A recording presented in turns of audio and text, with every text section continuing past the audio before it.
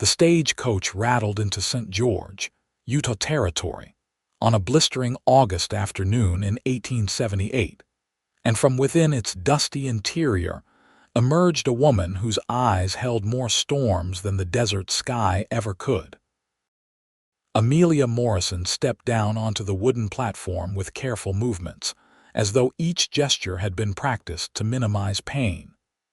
The fabric of her high-necked dress clung to her frame despite the heat, concealing what the careful observer might notice she desperately wanted hidden. A bonnet shadowed most of her face, but when the wind caught it just right, the angry red scar that traced from her left temple down to her jaw became visible. She was 23 years old and looked like someone who had lived 3 lifetimes. The town was small, dusty, and exactly what she had hoped for, a place where nobody knew her name or her history. St. George sat in the southwestern corner of Utah Territory, surrounded by red rocks and endless sky, far enough from civilization that a woman could disappear into obscurity. The main street consisted of a general store, a saloon, a church, a small hotel, and various other establishments that serviced the ranchers and farmers who worked the unforgiving land. Amelia clutched her single carpetbag and made her way toward the hotel, ignoring the stares of the locals. She was accustomed to stares. They had followed her for the past year, ever since that night in Kansas when everything had changed. Her hand unconsciously moved to her ribs, where beneath the layers of cotton and wool, scars crisscrossed her skin like a map of suffering. The hotel clerk, a wiry man with spectacles perched on his nose, barely looked up as she approached. "Room for how long?" "A week," Amelia said softly, her voice barely above a whisper. Even speaking sometimes hurt, a phantom pain from when her throat had been bruised so badly she could not swallow for days. $2, the clerk said, finally glancing up. His eyes widened slightly at the scar on her face, but to his credit, he said nothing. Perhaps in a frontier town like St. George, scars were common enough not to warrant comment. Amelia paid and took the key, climbing the narrow stairs to a small room that overlooked the main street. It was sparse: a bed, a washstand, a single chair, but it was hers, and more importantly, it had a door she could lock. She tested the lock 3 times before finally setting down her bag. That evening, she stood at the window and watched the sun set over the red cliffs in the distance, painting the sky in shades of orange and purple. The beauty of it made her throat tight with emotion. For so long, she had not allowed herself to notice beauty. Survival had been her only concern. But now, standing in this small room in this small town, she wondered if perhaps she might find something here. Not happiness that seemed too much to hope for, but perhaps peace. The next morning, Amelia ventured out to the general store. She needed supplies, and more pressingly, she needed to find work. Her money would not last forever, and she had no intention of returning to the life she had fled. The store was well stocked for such a small town, shelves lined with everything from flour and sugar to bolts of fabric and farming equipment. "Help you, miss?" The shopkeeper was a woman in her 50s with kind eyes and capable hands. "I am looking for work," Amelia said, forcing herself to speak clearly despite her instinct to hide. "Anything honest. I can cook, clean, sew, tend animals. I am a hard worker." The woman studied her for a long moment, her gaze lingering on the scar but not with cruelty. "Jobs are scarce around here, especially for women on their own. Most of the ranches have their help already. You might try the Dalton Ranch. That is Daniel Dalton's place about 5 miles north of town. His housekeeper passed last month, and I heard he has been struggling to manage on his own." "How would I get there?" Amelia asked. "You can rent a horse from the livery, or if you wait until Saturday, the supply wagon heads out that direction. Tom, the driver, would give you a ride for a few cents." Amelia did not want to wait until Saturday. The prospect of sitting in her hotel room for 4 days with nothing but her thoughts for company seemed unbearable. "I will rent a horse. Could you give me directions?" The woman sketched out a simple map on a piece of brown paper, marking the turns and landmarks. "It is a straight shot mostly. You cannot miss it. Big ranch with a red barn and white fencing. Daniel Dalton is a good man, fair and honest. Lost his wife 2 years back to fever. Been running that place mostly alone ever since, except for his ranch hands, and they are better with cattle than cooking." Amelia thanked her and purchased a few necessities before heading to the livery. The stable master was less friendly than the shopkeeper, eyeing her with suspicion, but he took her money readily enough and provided her with a gentle mare. The ride north took her through stunning country. The red rocks rose like sentinels on either side of the road, and the August heat shimmered off the desert floor. Amelia had grown up in Missouri, where everything was green and lush. This landscape was alien to her, harsh and unforgiving, but there was something honest about it. The desert did not pretend to be anything other than what it was. The Dalton Ranch came into view just as the sun reached its zenith. It was larger than she had expected, with a sprawling main house, a massive red barn, several outbuildings and corrals filled with cattle and horses. The white fencing the shopkeeper had mentioned lined the property, and despite the harsh environment, someone had managed to coax a few trees and a small garden into existence near the house. Amelia dismounted at the hitching post near the main house, her legs slightly unsteady from the ride. She had not been on a horse in over a year, and her body was protesting. Before she could reach the porch, the door opened, and a man stepped out. Daniel Dalton was tall, well over 6 feet, with broad shoulders that spoke of years of hard labor.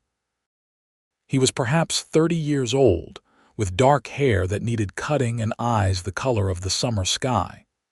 His face was tanned and weathered, with lines around his eyes from squinting into the sun.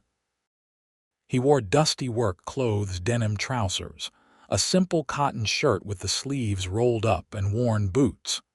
There was nothing fancy about him, but he carried himself with a quiet confidence that made Amelia instinctively step back. "Help you, miss?" His voice was deep, with a slight drawl that suggested he had not always lived in Utah territory. Amelia forced herself to meet his eyes, though every instinct screamed at her to lower her gaze, to make herself small and unthreatening. "I heard in town that you might need a housekeeper." "I am looking for work." Daniel studied her for a moment, his expression unreadable. She saw his gaze flick to the scar on her face, but unlike most people, he did not stare or look away quickly. He simply acknowledged it and moved on. "I do need help," he admitted. "But I will be honest with you, ranch life is hard. The work is constant, the hours are long, and we are 5 miles from town. If you are looking for something easy, this is not it." "I am not looking for easy," Amelia said quietly. "I am looking for honest work and a place to stay. I can cook, clean, mend clothes, tend a garden, preserve food. I grew up on a farm in Missouri. I know hard work. You come all this way from Missouri alone." There was no judgment in his voice, only curiosity. "I came from Kansas most recently." She offered no further explanation, and something in her tone must have warned him not to press. Daniel nodded slowly. "The job pays $20 a month plus room and board. You would have your own room in the house, and I would expect 3 meals a day for myself and the hands, plus general housekeeping and laundry. Sunday afternoons are your own. Does that sound fair?" $20 a month was more than fair, it was generous. Amelia felt a wave of relief so intense it nearly buckled her knees. "Yes, that sounds very fair. When can you start?" "Today, if you need me." Something that might have been surprise crossed Daniel's face. You do not want to think about it, ask more questions. No. Amelia met his eyes steadily. I need the work and you need the help. It seems straightforward. Daniel studied her for another moment, and Amelia had the uncomfortable feeling that he saw more than she wanted him to see. But finally he nodded. All right then. Let me show you the house, and we will get you settled. The interior of the house was clean but clearly lacked a woman's touch. The furniture was sturdy and functional, the floors swept but not scrubbed, the windows clean enough to see through but not sparkling. It was the home of a man who did what was necessary, but had neither the time nor the inclination for more. Daniel showed her through the main room, which served as both a sitting area and dining room, the kitchen with its large cast iron stove, and then upstairs to a small bedroom that would be hers. It was simply furnished with a bed, a dresser, and a chair, but it had a window that looked out over the garden and the red cliffs beyond. It was more than she had hoped for. I will leave you to settle in, Daniel said from the doorway. Come down when you are ready, and I will introduce you to the hands and show you where everything is in the kitchen. After he left, Amelia sat on the bed and allowed herself a moment to simply breathe. She had done it. She had found a place, at least for now. The tightness in her chest eased slightly, though she knew it would never fully go away. Some fears became permanent residents in your bones. She unpacked her meager belongings: 2 plain dresses, a nightgown, undergarments, a hairbrush, a small leather pouch containing her remaining money, and at the bottom of the bag, wrapped carefully in cloth, a small pistol. She had bought it in Kansas with the last of her courage, determined that she would never again be helpless. She checked to ensure it was loaded before placing it in the top drawer of the dresser, hidden under her spare dress. When she came back downstairs, Daniel was waiting in the kitchen. He showed her where the supplies were kept, explained that the hands ate breakfast at dawn and dinner at sunset, that lunch was usually cold food they took with them into the fields. He showed her the spring house where they kept things cool, the chicken coop, the garden. I will introduce you to the men, he said, leading her toward the barn. There are 4 regular hands: Joseph, Marcus, William, and Sam. They are good men, hardworking and respectful. If any of them give you trouble, you tell me immediately. The 4 ranch hands were gathered near the barn, mending tack. They looked up as Daniel and Amelia approached, curiosity evident on their weathered faces. They ranged in age from perhaps 20 to 50, all dressed in similar work clothes, all bearing the marks of men who spent their lives outdoors. Men, this is Miss Morrison. She is going to be keeping house for us. I expect you all to treat her with respect.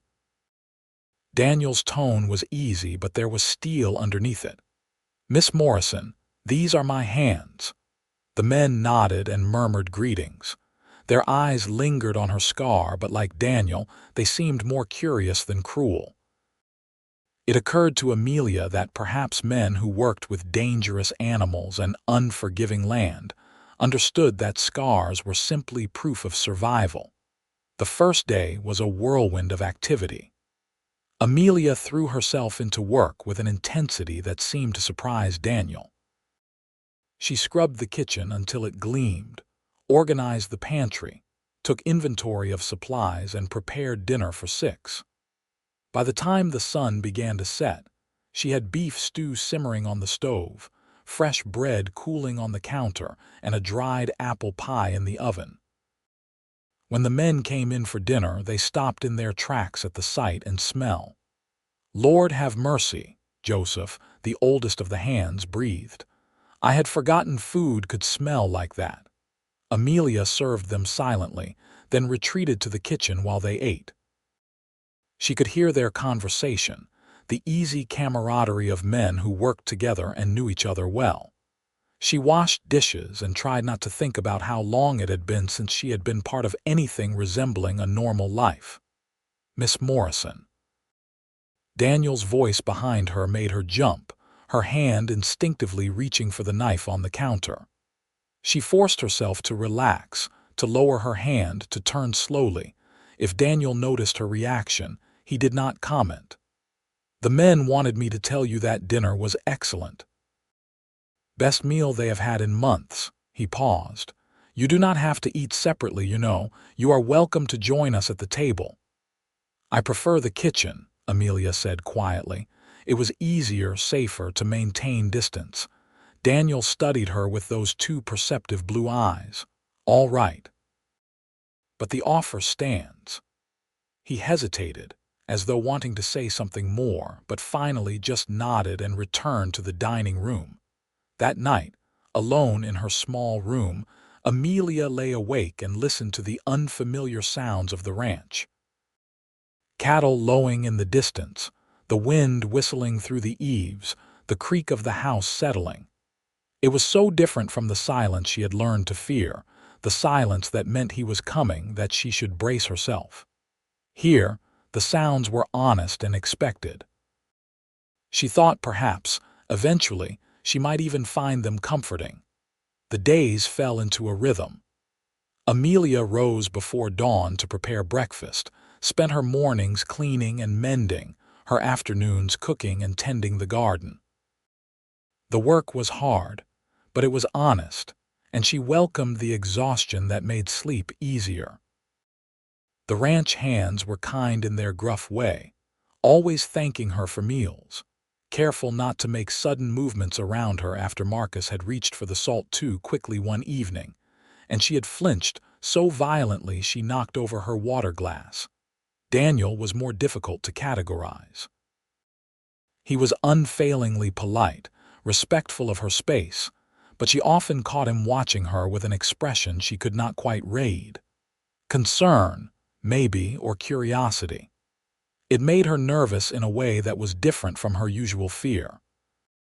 This was not the nervousness of anticipating violence, but something else entirely, something she had no name for. 2 weeks after her arrival, a windstorm tore through the valley in the middle of the night. Amelia woke to the sound of something crashing and sat bolt upright in bed, her heart hammering. For a disorienting moment, she did not know where she was, and the darkness and noise transported her back to that house in Kansas, to the sound of him coming home drunk and angry. She scrambled out of bed, grabbing the pistol from the dresser drawer with shaking hands. She pressed herself into the corner of the room, the gun held in front of her with both hands, and tried to remember how to breathe. "Miss Morrison." Daniel's voice came from outside her door, accompanied by a soft knock. "Are you all right? I heard something fall." Amelia could not answer. Her throat had closed up, and her entire body was shaking. The wind howled again, and she heard another crash from somewhere outside. "Miss Morrison, I am coming in. Please do not be alarmed." The door opened slowly, and Daniel stepped inside carrying a lamp. The warm light filled the room, and his eyes immediately found her huddled in the corner, gun raised and pointed directly at him. Most men would have reacted with anger or fear. Daniel simply stopped, set the lamp carefully on the dresser, and slowly raised his hands. "It is all right," he said softly, his voice steady and calm. "You are safe. It is just the wind. A shutter came loose, that is all." Amelia stared at him, her vision blurring with tears she refused to let fall. The gun in her hands felt impossibly heavy. "There is no danger here," Daniel continued in that same gentle voice. "Just wind and a loose shutter. I am going to fix it so the noise stops, but I wanted to make sure you were not frightened." Too late for that, Amelia thought, but some of the panic was beginning to recede. She could see now that it was truly Daniel, not a threat, and the familiar details of her room were emerging from the shadows. Slowly, shakily, she lowered the gun. "That is good," Daniel said quietly. He took a careful step forward, then another, until he was close enough to gently take the pistol from her trembling hands. He checked the safety with practiced ease before setting it on the dresser. "Let me get that shutter fixed. Try to get some rest." He left as quietly as he had come, taking the lamp with him. Amelia heard him go downstairs and then outside. The crashing stopped as he secured the shutter, and then there was only the wind, less frightening now that she understood the source of the noise. She climbed back into bed but did not sleep. She lay there in the darkness, mortified and shaken, wondering if Daniel would ask her to leave. She had held a loaded gun on her employer. Surely that was grounds for dismissal, never mind that he had been kind about it. But in the morning, Daniel said nothing. He came to breakfast as usual, thanked her as usual, and headed out to work as usual. It was almost as though the night had never happened, except that he had left her pistol on the dresser, and she noticed he knocked a little louder before entering any room where she might be. 3 days later, he found her in the garden, pulling weeds in the afternoon heat. "Miss Morrison, may I speak with you for a moment?" Amelia's stomach dropped. Here it comes, she thought. She stood, brushing dirt from her hands, and forced herself to meet his eyes. "Of course." Daniel removed his hat, turning it in his hands. He looked uncomfortable, which was unusual for him. "I want to apologize for the other night.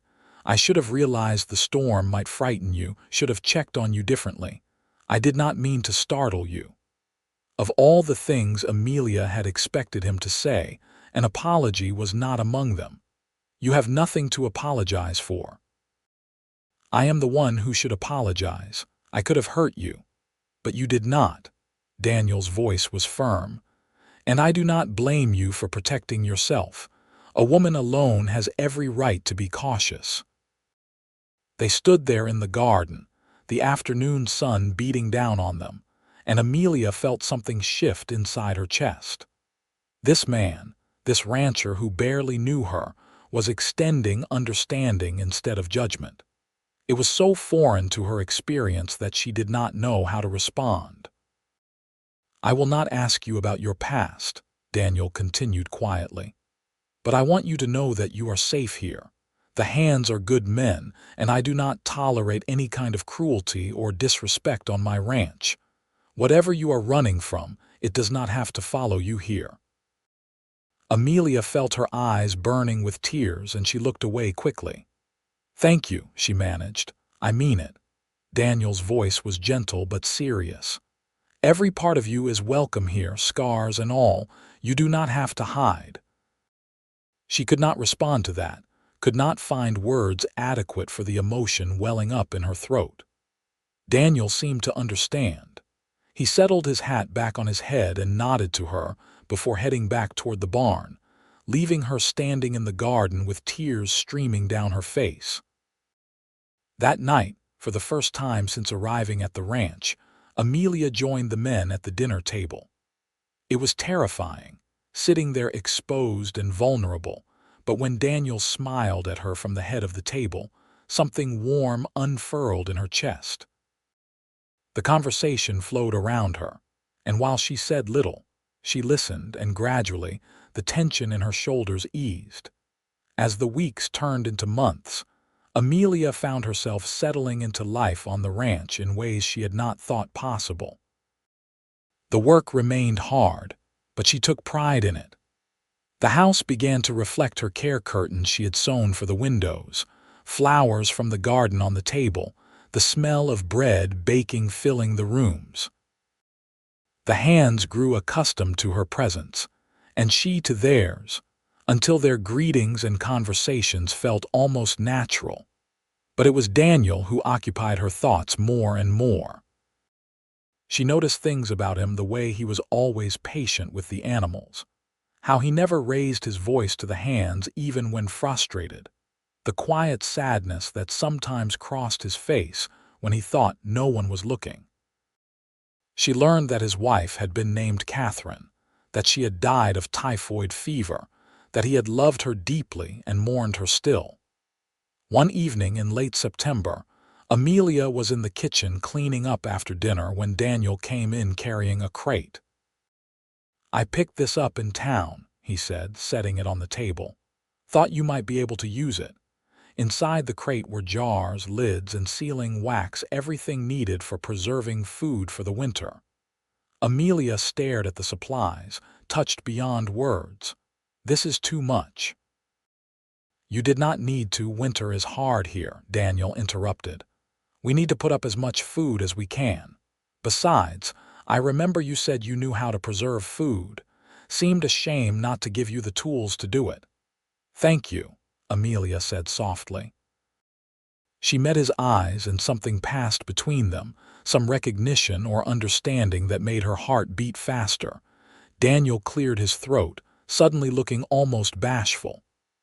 "There is a dance in town next Saturday, for the harvest. I was wondering if you might want to go. With me." He added the last part quickly, as though afraid she might misunderstand. Amelia's first instinct was to refuse. The thought of being in a crowded room, of people looking at her, judging her scars, her past, it was overwhelming. But then she looked at Daniel, at the hope and nervousness in his eyes, and found herself saying, "Yes, I would like that." His smile was like sunrise. "Good, that is good. We will leave around noon if that suits you." The week passed in a blur of anticipation and anxiety.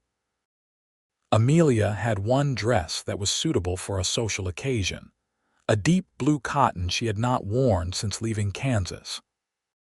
She spent her free moments letting out the waist slightly. She had gained weight since arriving at the ranch, the result of regular meals and hard work, and mending a small tear in the hem. Saturday arrived warm and clear. Amelia dressed carefully, pinning her hair up in a style that did not completely hide her scar but did not emphasize it either. When she came downstairs, Daniel was waiting in his Sunday clothes, and the look on his face when he saw her made her blush. "You look beautiful," he said simply. No one had called her beautiful in so long. In Kansas, he had said she was ugly, worthless, damaged goods. Amelia had believed him because why would he lie about something like that? But the way Daniel looked at her now suggested a different truth. They rode to town in the wagon, the September afternoon golden around them. Daniel kept up an easy conversation, pointing out landmarks, telling her about the history of St. George, making her laugh with stories about the ranch hand's antics.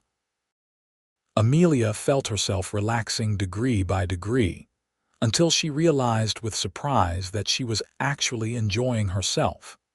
The dance was being held in the church hall, which had been decorated with bunting and autumn flowers. Music spilled out into the street from a small band, a fiddle, a guitar, and someone on a makeshift drum. People milled about outside, greeting friends and neighbors, and Amelia felt her anxiety spike again as heads turned in their direction. Daniel seemed to sense her discomfort. He moved slightly closer, not quite touching but near enough that she could feel his presence like a shield. "We can leave any time you want," he said quietly. "Just say the word." But Amelia was tired of running, tired of hiding. She lifted her chin slightly and walked into the hall at Daniel's side. The interior was crowded and loud, full of people laughing and talking over the music. Amelia recognized the shopkeeper who had directed her to the ranch, the hotel clerk, a few other faces from her occasional trips to town. They stared, but Daniel ignored them all, leading her to the refreshment table where someone had set out punch and cookies. "Daniel Dalton, as I live and breathe." A woman's voice rang out, and they turned to see a couple approaching. The woman was perhaps 50, with graying hair and a warm smile. The man beside her was older, with a weathered face and kind eyes. "We have not seen you at one of these in an age." "Hello, Martha George." Daniel shook the man's hand and nodded to the woman. "May I introduce Miss Amelia Morrison? She is my new housekeeper." "Miss Morrison, these are my neighbors, Martha and George Davis. They run the ranch just east of mine." "Pleased to meet you," Amelia said softly, bracing herself for the inevitable questions, but Martha just smiled warmly. "It is lovely to meet you, dear. We have heard nothing but good things about you. Daniel says you have worked wonders on the house." They talked for a few more minutes, and to Amelia's surprise, Martha and George were genuinely friendly, with no hidden barbs or judgment in their words. When they moved on, other people approached, some curious, some friendly, some reserved. But no one was openly cruel, and Daniel's presence at her side seemed to ease the way. When the dancing started, Daniel turned to her with a question in his eyes. Amelia hesitated. She had not danced in years, not since before Kansas. "I am not sure I remember how," she admitted. "Neither am I," Daniel said with a grin. "Catherine was the dancer in the family. I mostly just tried not to step on her feet, but if you are willing to risk your toes, I would be honored." Amelia found herself laughing, actually laughing, as she took his offered hand. Daniel led her onto the floor, and they joined the other couples in a simple reel. He had not been exaggerating about his dancing skills. He was competent, but not graceful, but somehow that made it easier. Amelia found herself relaxing, letting the music carry her, enjoying the simple pleasure of movement and company. They danced 3 dances, and then Amelia needed a break, breathless and warm. Daniel fetched her punch, and they stood at the edge of the hall watching the other dancers. Amelia felt something unfamiliar blooming in her chest, not happiness exactly, but perhaps hope. The possibility of happiness. "Thank you for bringing me," she said to Daniel. "I did not realize how much I needed this." "Thank you for coming with me," Daniel replied. His hand brushed against hers just briefly, but the touch sent electricity up her arm. "I have enjoyed tonight more than any evening in a long time." They left as the sun was setting, riding back to the ranch in the golden hour light. Amelia felt tired, but in a good way, pleasantly worn out from dancing and socializing. She realized that she had gone hours without thinking about Kansas, without flinching at sudden movements, without feeling the weight of her scars. "Amelia," Daniel said as they approached the ranch. It was the first time he had used her given name, and the sound of it in his voice made her heart skip. "I want you to know that I care about you, not just as my housekeeper, but as a person.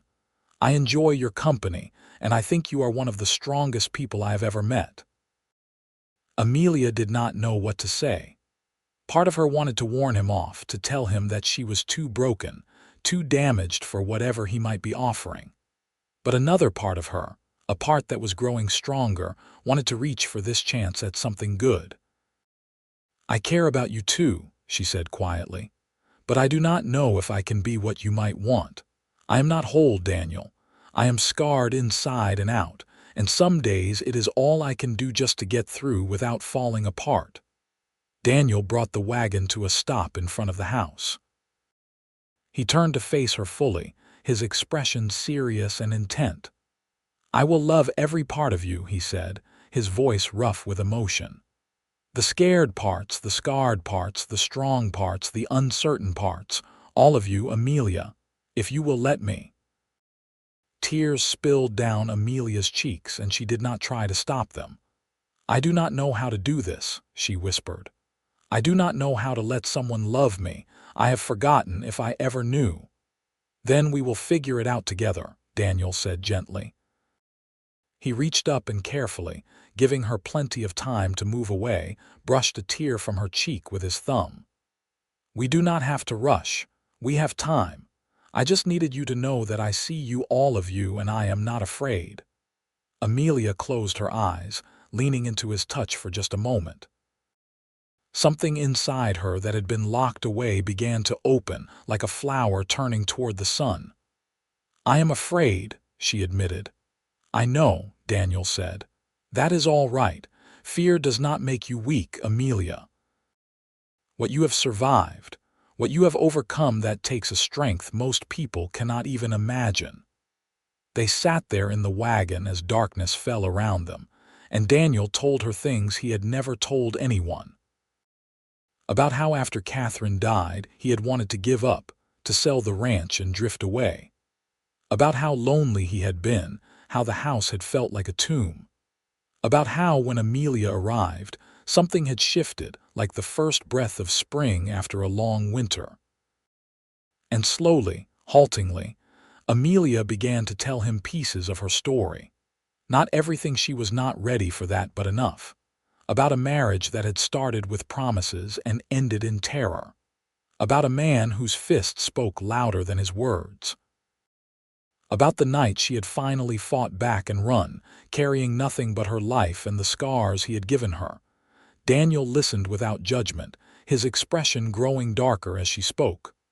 "Where is he now?" he asked when she finished. "Dead," Amelia said flatly. "I did not kill him, though God knows I wanted to.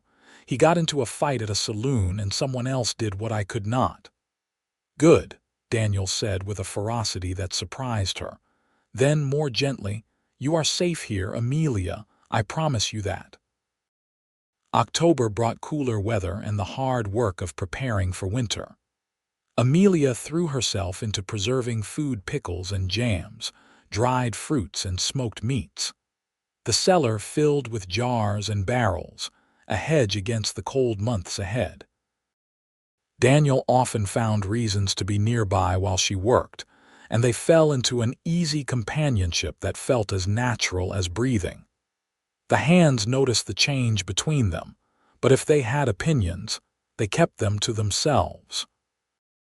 Amelia had won their respect with her cooking and her willingness to help with ranch work when needed. They had seen her deliver a breached calf, mend a broken fence, and nurse a colicky horse through a long night. She was one of them now, as much a part of the ranch as the red barn and white fences. One evening in late October, as Amelia was finishing the dishes, Daniel came into the kitchen. "Come outside for a minute," he said, offering his hand. "I want to show you something." Curious, Amelia dried her hands and followed him out onto the porch.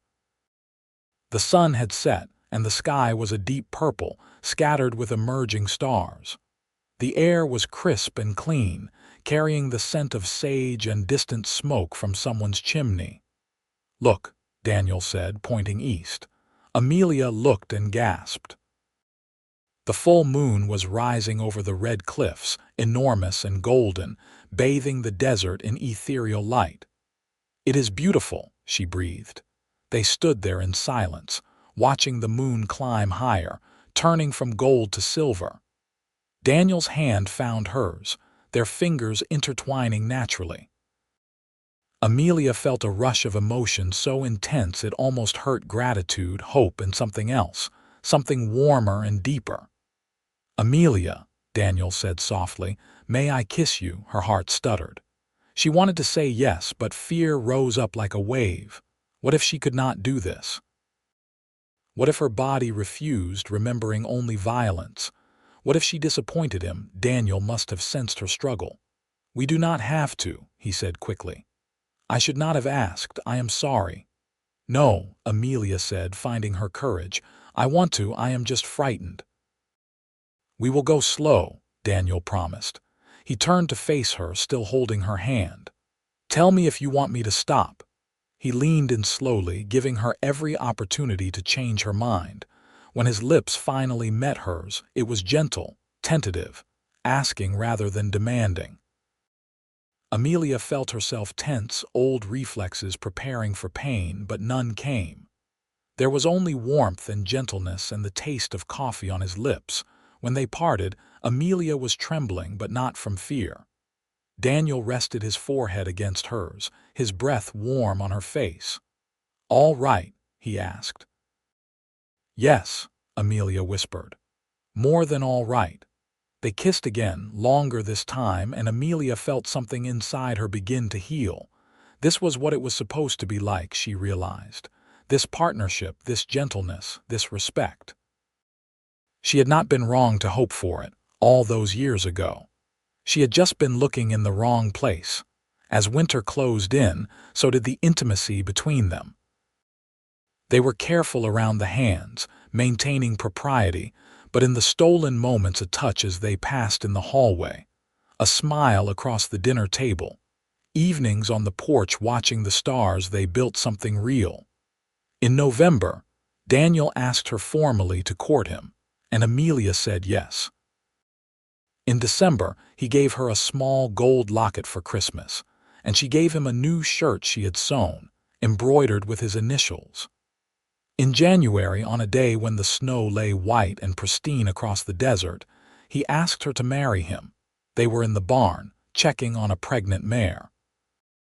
Amelia was running her hands along the horse's belly, feeling for the foal's position when Daniel suddenly dropped to one knee beside her. "Amelia Morrison," he said, his voice steady and sure, "I love you. I love your strength and your courage, your kindness and your skill. I love the way you laugh at Joseph's terrible jokes and the way you hum while you cook. I love your scars because they are part of your story, and your story brought you to me. Will you marry me?" Amelia stared at him, her hand still on the mare's side. The horse shifted, reminding her where she was. "Yes," she said, the word coming out choked with tears. "Yes, Daniel, I will marry you." He stood and pulled her into his arms, kissing her with a passion that made her breathless. The mare snorted, unimpressed by the drama unfolding in her stall, and they both laughed. That night, Daniel gave her a ring, a simple gold band that had belonged to his grandmother. It fit perfectly, and Amelia stared at it on her finger, marveling. She was engaged. She was going to be married. Not out of desperation or social pressure, but because she loved and was loved in return. They set the wedding for early March, giving them time to prepare but not dragging it out unnecessarily. Amelia sewed a new dress, pale blue with white lace at the collar and cuffs. Martha Davis helped her, coming to the ranch several times to assist with fitting and finishing. The older woman had become a friend, and Amelia treasured her advice and companionship. "He is a good man," Martha told her one afternoon as they worked. "After Catherine died, I worried he would never find joy again, but you have brought him back to life." "He did the same for me," Amelia admitted. "I did not think I could have this. I thought I was too broken." Martha's hand stilled on the fabric. "We are all broken, dear. Some of us just have more visible cracks, but broken things can be mended, and sometimes they are stronger for it." The wedding took place in the small church in St. George on a bright March morning in 1879. The church was full, all the ranch hands, the neighbors, townspeople who had come to know and respect Amelia over the months.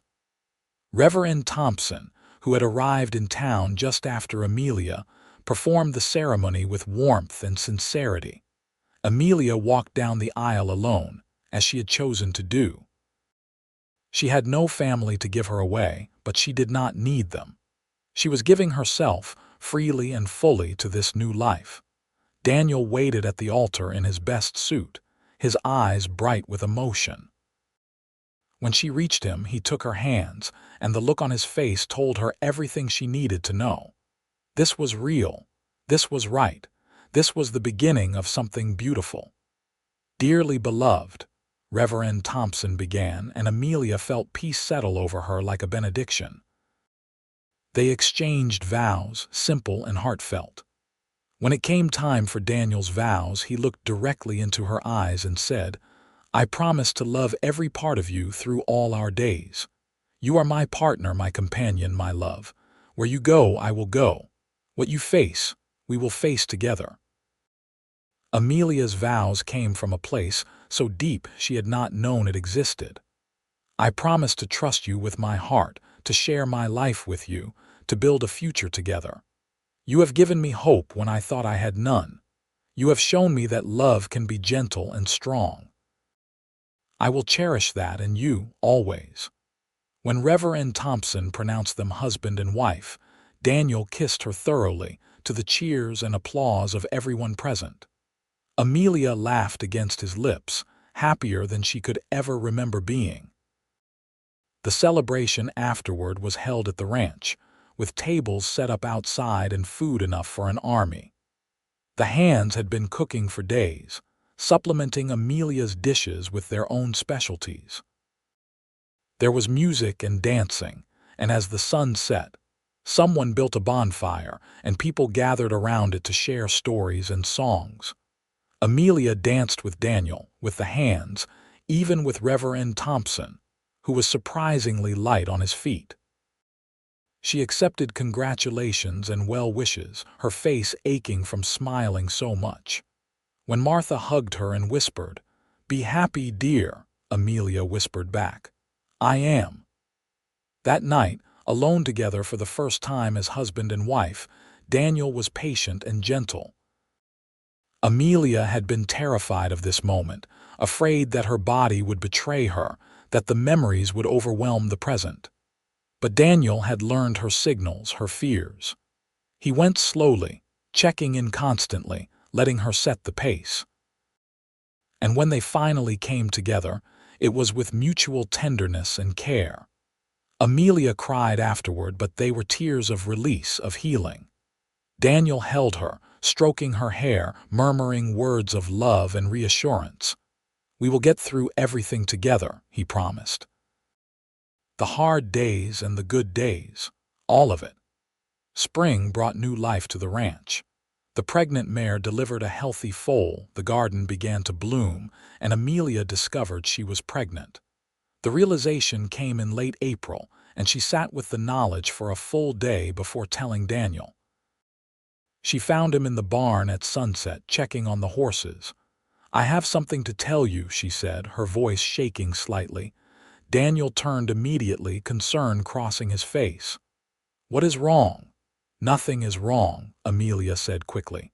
"At least I do not think so. I am pregnant." For a moment, Daniel just stared at her. Then a smile spread across his face, broad and bright as sunrise. "Truly, truly. I think about 3 months along." Daniel crossed the distance between them in 3 strides and swept her into his arms, spinning her around. "We are going to have a baby." He shouted, loud enough that the horses snorted in protest. Then, more quietly, "Are you happy about this?" Amelia realized with surprise that she was. She had been so certain she would never want children, too afraid of repeating patterns, too scared of failing. But the life growing inside her felt like possibility, like hope. "Yes," she said, "I am happy." The pregnancy was not easy. Amelia suffered terrible sickness in the early months, and Daniel fretted over her constantly. Martha became a regular visitor, bringing advice and remedies, helping with the housework when Amelia was too weak to manage. The hands stepped up, taking on extra tasks without complaint. But as the summer progressed and Amelia's body adapted, she began to feel stronger. She continued working, though Daniel tried to make her rest more. "I am pregnant, not ill," she reminded him. "Women have been doing this since the dawn of time." "Not my wife," Daniel countered. "My wife is precious and deserves to be cared for." Despite his worry, he was excited. He built a cradle from oak, spending his evenings in the barn sanding and polishing until it was smooth as silk. He ordered fabric from the general store so Amelia could sew baby clothes. He talked to her belly, telling their child stories about the ranch and making Amelia laugh with his one-sided conversations. In the fall, as the leaves turned gold and the air grew crisp, other changes came. Joseph, the oldest hand, decided to retire, planning to move to California to live with his daughter. His departure was bittersweet, but Daniel found a good replacement, a young man named Timothy, who was eager to learn ranching. The baby was due in December, and as the date approached, Daniel became increasingly protective. He did not want Amelia to ride anymore, to climb stairs too often, to work too hard. She found it both endearing and frustrating, but she understood the fear beneath his concern. He had lost Catherine. He could not bear to lose her too. Martha moved into the spare room 2 weeks before the baby was due, ready to serve as midwife. She had delivered dozens of babies over the years and assured them both that everything would be fine. Still, Daniel paced constantly, driving everyone to distraction with his worry. The labor started on a cold December night, 3 days before Christmas. Amelia felt the first pains around midnight and woke Daniel. He immediately went into a panic, rushing around trying to gather things that Martha had already prepared. The older woman arrived in the bedroom calm and efficient, shooing Daniel out despite his protests. "You will be more hindrance than help," she told him firmly. "Go boil water, pace, do whatever you need to do, but let me work." The labor was long and difficult. As the hours stretched on and the pain intensified, Amelia began to lose faith. Her body felt like it was being torn apart and dark thoughts crept in. She was being punished. She did not deserve this happiness. Something terrible was going to happen. "Stay with me," Martha commanded, seeing her start to drift. "You are doing beautifully. The baby is coming, just a little longer." Amelia heard Daniel outside the door, his voice raised in prayer or plea, she could not tell which. She wanted him there but also did not want him to see her like this, reduced to pain and fear. She focused on Martha's instructions, on breathing, on the life she was trying to bring into the world. Finally, as dawn broke outside the window, a cry split the air. Amelia collapsed back against the pillows, exhausted beyond measure, and heard the most beautiful sound, her baby crying. "You have a son," Martha said, smiling as she cleaned and swaddled the infant. "A healthy, strong boy."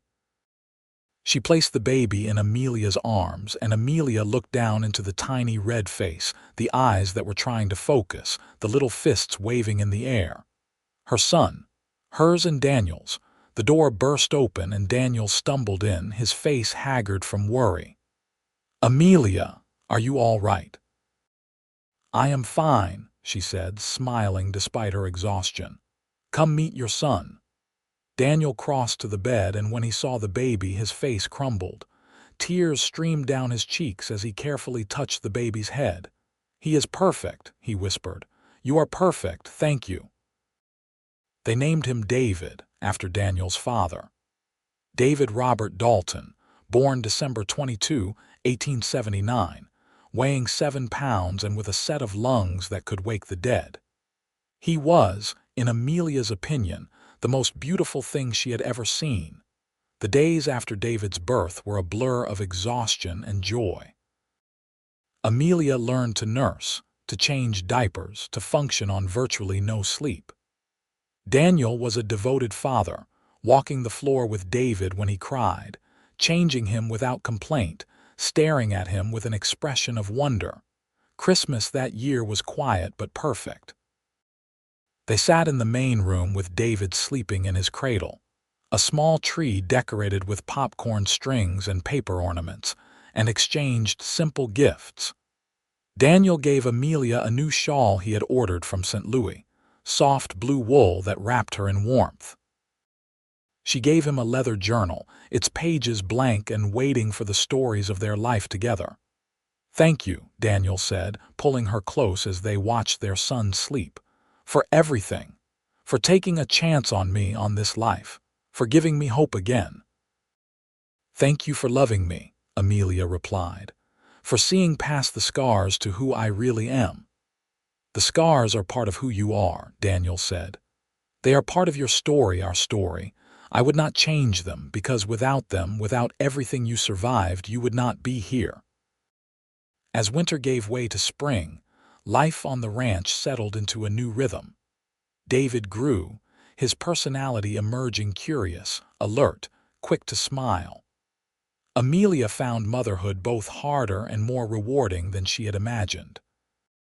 There were moments of terror when she worried she was doing everything wrong, but then David would laugh or reach for her, and she knew that love, at least, she was getting right. The ranch prospered. Daniel's careful management and hard work were paying off, and he was able to hire an additional hand and purchase more cattle. They began to talk about expanding the house, adding more rooms for the children they hoped to have. On a warm spring evening in 1880, as Amelia sat on the porch watching Daniel play with David in the yard, she felt a profound sense of peace. This was her life now, this ranch, this man, this child. She had come to St. George broken and afraid, carrying scars both visible and hidden. But here, in this harsh and beautiful place, she had found healing. She had found love. Daniel looked up and caught her watching, and the smile he gave her was full of such love and contentment that it took her breath away. He said something to David, who gurgled in response and then walked over to the porch. "What are you thinking about?" he asked, sitting beside her. "Everything," Amelia said. "Where I was a year ago, where I am now, how much has changed. Any regrets?" "Not a single one." She leaned her head on his shoulder and he wrapped his arm around her. "This is more than I ever dreamed I could have." "Good," Daniel said, kissing the top of her head. "Because I have plans for our future, Amelia Dalton, big plans." And so they sat together, watching their son explore the world on unsteady legs, planning for a future that seemed bright and limitless. The scars remained, they would always remain, but they no longer defined her. They were simply part of her story, the road she had traveled to get here. Summer brought new challenges and new joys.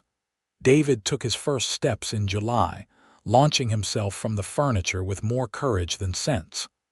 Amelia discovered she was pregnant again, a surprise that both delighted and exhausted her. Daniel joked that they would fill the ranch with children, a complete contrast to the quiet, lonely house he had lived in after Catherine's death. This pregnancy was easier than the first. Amelia's body knew what to expect, and she did not suffer the same debilitating sickness. She continued her work, with modifications, ignoring Daniel's protests that she should rest more in August. A traveling preacher came through St. George, bringing news from the wider world and offering to hold services. Amelia and Daniel took David and attended, sitting with Martha and George and other neighbors. The preacher spoke about redemption, about second chances, about God's grace extending to all who sought it. Afterward, as they were leaving, the preacher stopped Amelia. "May I speak with you, sister?" Amelia tensed automatically, but Daniel's hand found hers, steadying. "Of course." "I saw you during the service," the preacher said. His eyes were kind, not judging. "You bear scars, both seen and unseen. I wanted to tell you that your scars are not marks of shame. They are badges of survival. You lived through something meant to destroy you, and yet here you stand, blessed with family and love. That is a testimony to God's grace and your own strength." Amelia felt tears pricking her eyes. "Thank you," she whispered. "Wear your scars proudly," the preacher continued. "They may help someone else find the courage to escape, to survive, to seek a better life. Your story is not over. It is just beginning."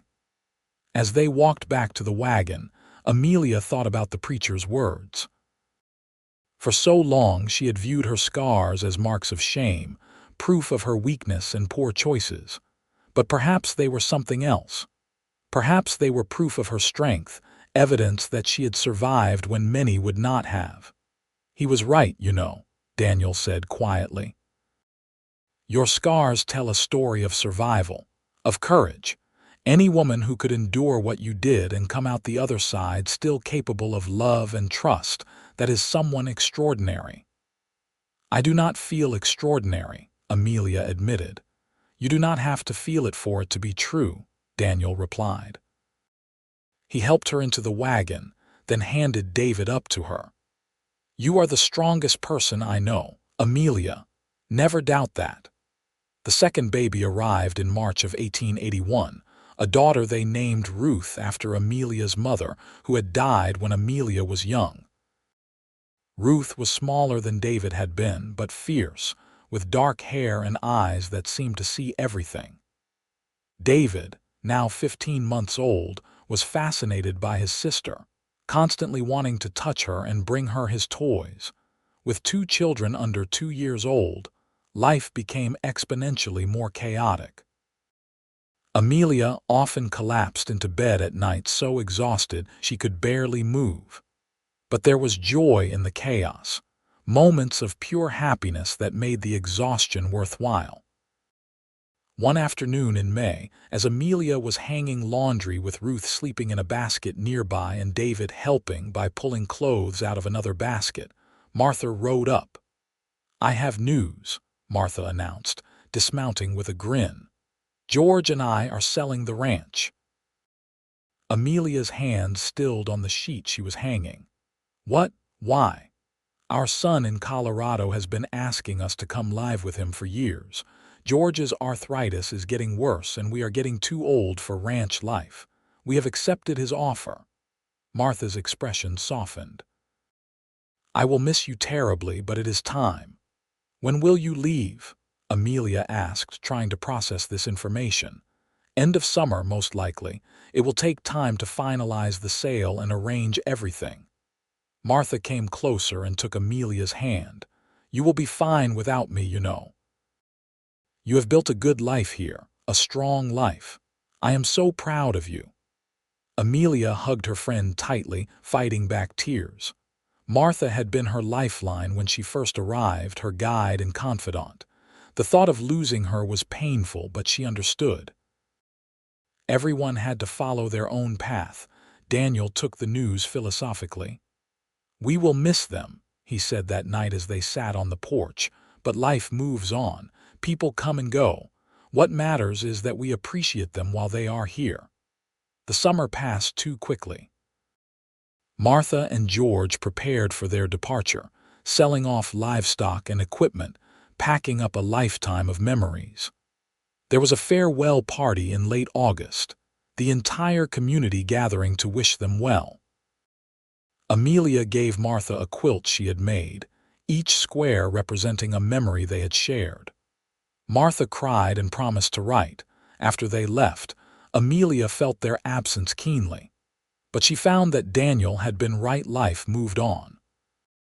New neighbors eventually bought the Davis Ranch, a young couple with a baby on the way. Amelia reached out to them as Martha had reached out to her, offering friendship and assistance. The years flowed by, each bringing new challenges and joys. David grew into a curious, energetic boy who followed his father everywhere, determined to be a rancher like him. Ruth was more cautious but equally stubborn, with a gift for working with animals that surprised everyone.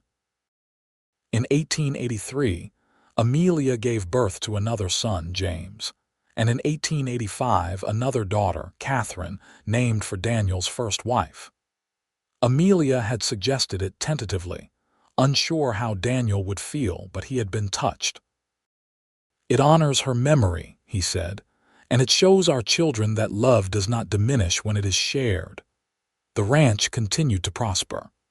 Daniel expanded the cattle operation, bought more land, hired more hands. The house was enlarged to accommodate their growing family, with additional bedrooms and a larger kitchen.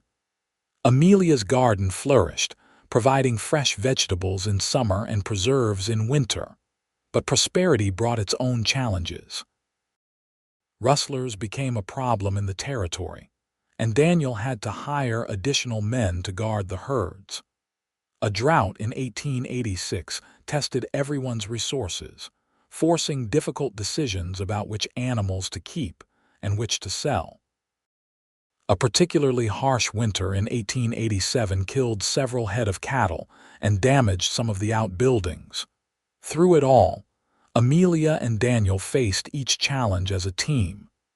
They learned to lean on each other, to trust each other's judgment, to find strength in their partnership.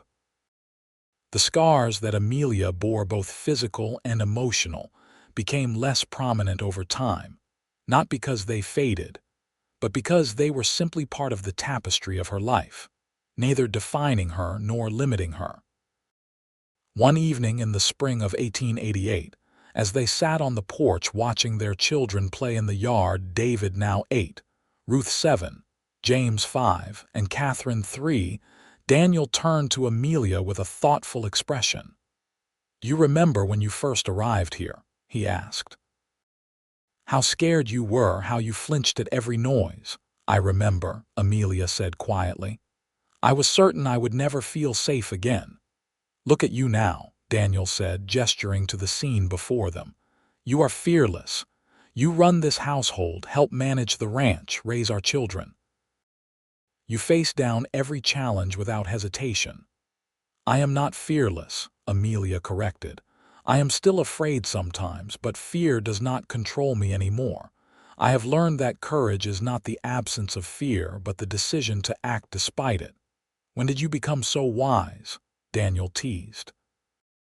"When I married a man who believed in me even when I did not believe in myself," Amelia replied, leaning over to kiss him. David made a disgusted noise from the yard. "Do you two have to do that all the time?" They both laughed, and the moment of sentiment passed, replaced by the everyday chaos of family life. But later that night, as Amelia lay in bed listening to Daniel's even breathing beside her, she reflected on how far she had come. She thought about the woman who had stepped off the stagecoach in St. George 10 years ago, broken and hopeless. That woman would not recognize the person Amelia had become: confident, capable, loved. The journey between those two versions of herself had been long and often painful, but it had been worth every step. The scars remained, visible reminders of her past. The one on her face had faded to a thin white line, but it was still there, drawing occasional curious glances from strangers.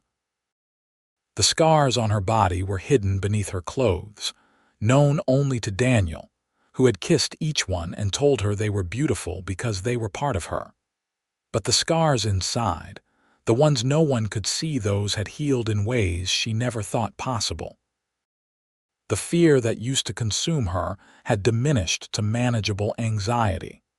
The belief that she was worthless had been replaced by confidence in her value. The certainty that she could never be loved had been proven spectacularly wrong. As the years continued to pass, the ranch became more than just a home, it became a sanctuary. Word spread through certain circles, quiet whispers among women who needed help, that the Dalton Ranch was a safe place. More than once, Amelia opened her door to a woman with fear in her eyes and bruises on her skin, offering shelter and support with no questions asked. Daniel supported these efforts completely, even when it meant extra expense or potential trouble. "This ranch stands for something," he said. "It stands for the idea that everyone deserves safety, respect, and a chance to start over. If we can provide that, then we must." In 1890, David, at age 10, was already a skilled ranch hand, working alongside his father with pride and determination. Ruth showed a gift for healing, often helping sick or injured animals recover. James was the dreamer of the family, always with his nose in a book when he could steal a moment. Catherine, at 5, was a whirlwind of energy and curiosity. And in the fall of that year, Amelia discovered she was pregnant once more. At 35, she was older than she had been with her other children, and she worried about the risks. But Daniel was thrilled, and the children were excited at the prospect of another sibling. This pregnancy was harder than the others. Amelia tired more easily, and there were complications that concerned the doctor. She spent the last 2 months mostly bedridden, frustrated by her limitations but determined to protect the life growing inside her. The baby, a boy they named Samuel, arrived in April of 1891 after a difficult labor that left Amelia weak and drained. But he was healthy, with strong lungs and a voracious appetite, and Amelia fell in love with him instantly. "I think this might be our last," Daniel said as he held Samuel, his expression a mix of love and concern. I cannot bear to see you suffer like that again." "Agreed," Amelia said with feeling. "5 children is plenty, more than plenty." As Samuel grew and the other children continued to develop their own personalities and paths, Amelia found herself reflecting more and more on her journey. She began to write down her story, not for publication, but for her children. She wanted them to understand where she had come from, what she had survived, so they would appreciate the life they had. But more importantly, she wanted them to understand that survival was possible. That no matter how dark things seemed, there was always hope. That love could heal even the deepest wounds. One Sunday afternoon in the summer of 1893, the family gathered for dinner after church. It was a tradition Amelia had established, this weekly meal where everyone came together, no matter how busy life got. The table was crowded and loud, full of conversation and laughter and the occasional argument. David, now 13, was talking about the new foals. Ruth, 12, was describing a bird with an injured wing she was nursing back to health. James, 10, was explaining the plot of the book he was reading. Catherine, 8, was demanding attention from everyone.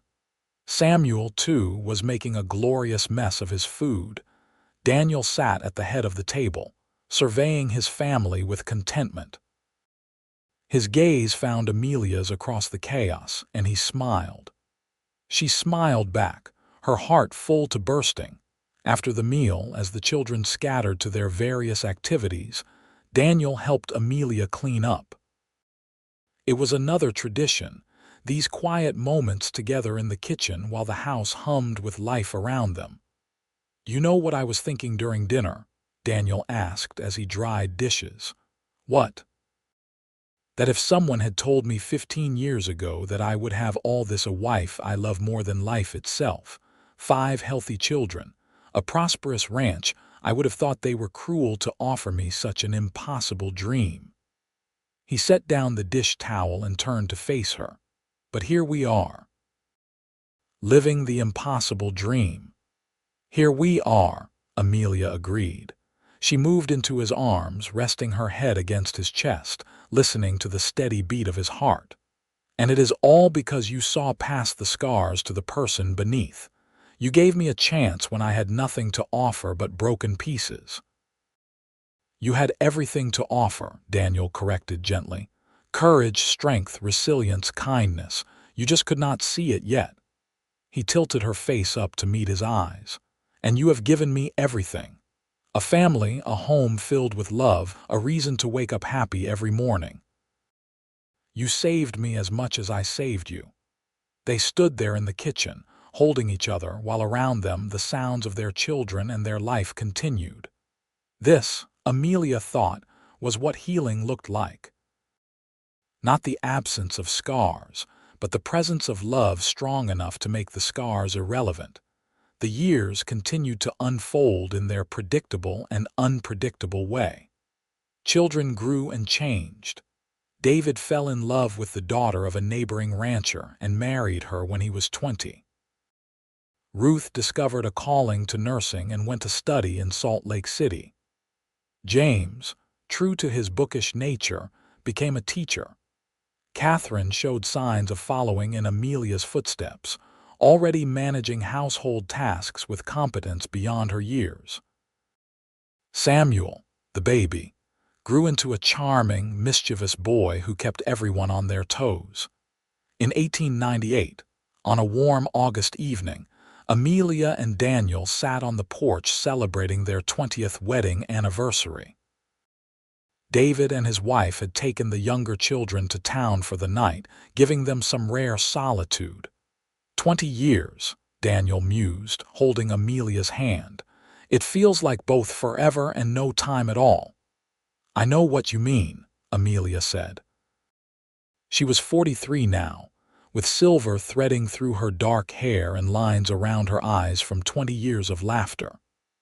The scar on her face had faded even more, just a faint trace now, and the scars inside had healed to the point where days would pass without her thinking of them. "Do you have any regrets?" Daniel asked. Amelia considered the question seriously. There were things she would have changed if she could: her first marriage, the violence she had endured, the years lost to fear. But those experiences had shaped her, had brought her here. "No," she said finally. "I cannot regret anything that led me to you, to this life, to our family." "I feel the same," Daniel said.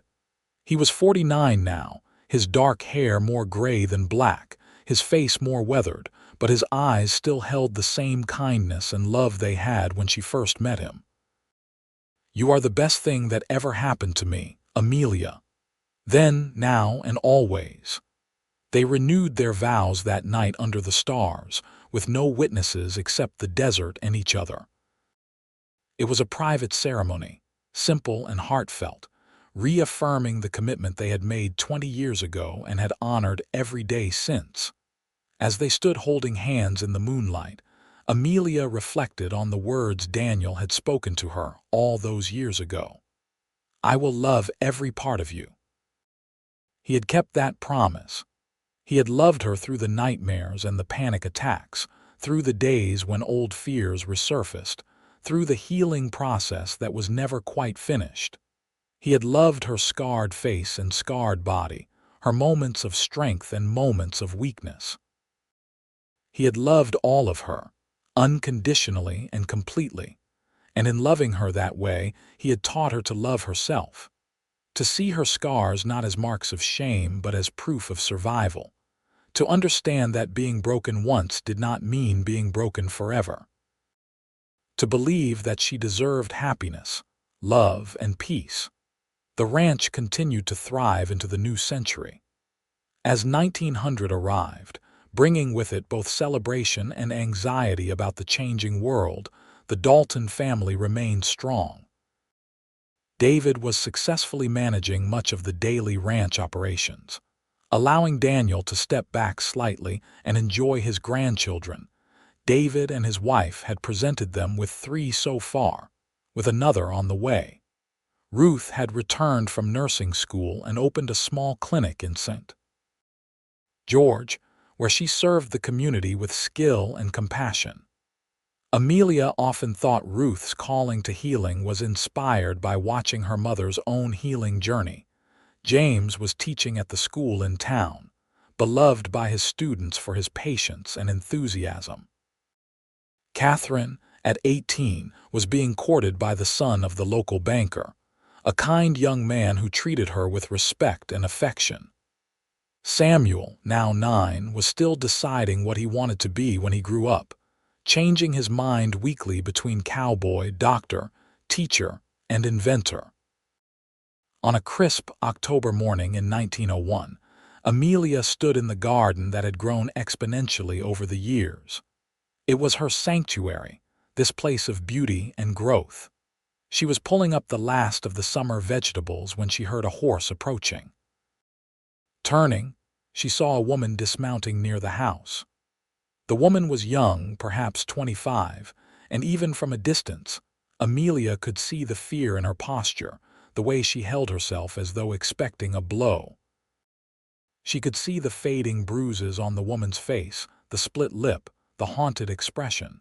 She could see herself, 23 years ago, stepping off that stagecoach. Amelia set down her basket and walked toward the woman. "Hello," she said gently. "Can I help you?" The woman flinched at her approach but held her ground. "I heard that this was a safe place for women who need help." Her voice shook. "Is that true?" "It is true," Amelia said firmly. She gestured toward the house. "Come inside, you are safe here." As she led the woman into her home, offering her food and water and a place to rest, Amelia felt the circle completing. She had been saved once by a kind rancher who looked past her scars. Now she could offer that same salvation to someone else. Daniel found them in the kitchen an hour later, the young woman eating soup while Amelia sat across from her, listening to her story. He took in the scene with understanding, then simply nodded to Amelia and left them alone. They had done this many times over the years, and they would do it many times more. That evening, after the woman her name was Lucy had been settled in the spare room, Amelia and Daniel sat on their porch as the sun set. "You think we make a difference?" Amelia asked. "With the women we help." "I know we do," Daniel replied. "Look at you, Amelia. You are living proof that people can heal, can change, can build new lives. Every woman who comes through here sees that possibility in you." "I hope so," Amelia said. She leaned against him, grateful as always for his solid, steady presence. "I hope they see that scars do not have to be the end of the story." "They see it," Daniel assured her. "How could they not?"